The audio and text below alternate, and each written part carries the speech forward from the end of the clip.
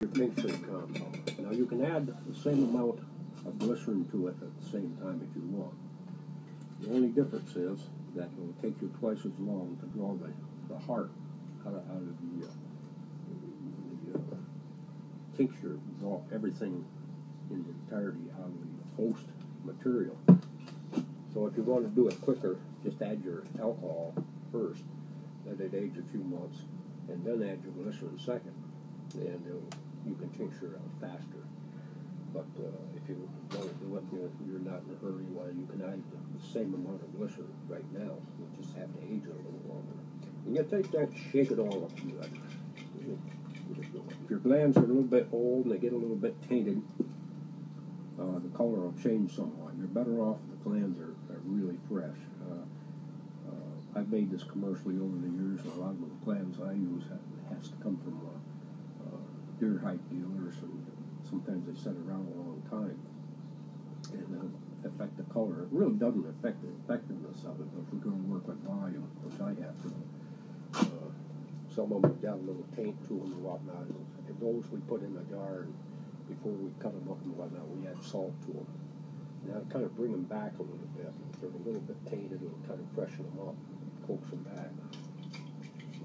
And you shake that off good. Add about the same amount of vodka or glycerin to improve vodka. But I can eyeball this. I've done it so many years, and I'm pretty accurate at it.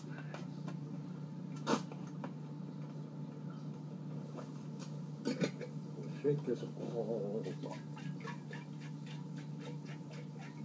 Like I say, if your glands have to be a little bit tainted, a little bit over the hill, you can add a pinch of salt to them. It'll bring them back and freshen them up.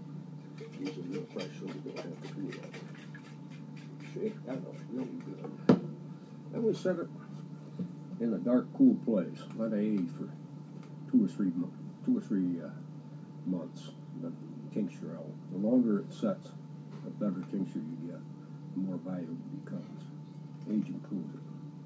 If you can let it set 6 months, tincture it out, so much the better. If you can let it set for a year, better yet. Now after you set it for a few months, you can take to enhance it somewhat, we can take a couple drops of tonquin musk. And any good tonquin imitation will do the same thing. This happens to be Ardell Gras, which is a good product, and isn't pure quill. There's very little pure quill around, but that's not necessary. And just you really don't need much, maybe about 2 or 3 drops of this whole thing. That will just enhance it somewhat.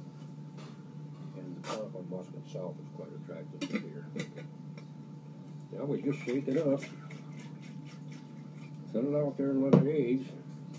If you want a really good lure, let it age for about a year. And pour it out in bottles, and it's ready for use. That's it. You can use it on your deer stands. You can put it on your clothing and whatnot. It's not a disagreeable smell. It's got kind of a nice smell, similar somewhat to tonquin and Siberian musk. And it's very, very attractive. This isn't you won't upset your wife who doesn't like running around spraying yourself with skunk essence to kill your human odor. This is quite nice smelling stuff. I kind of like it. Foxes and coyotes, they love it. It's one of the best wolf lures there ever was, I believe. And that's all you need to know about making your own deer lure.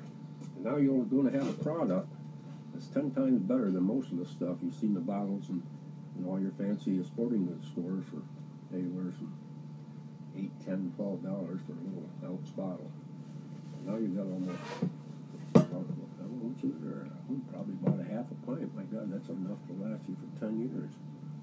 You feel confident that you got the best stuff you can get.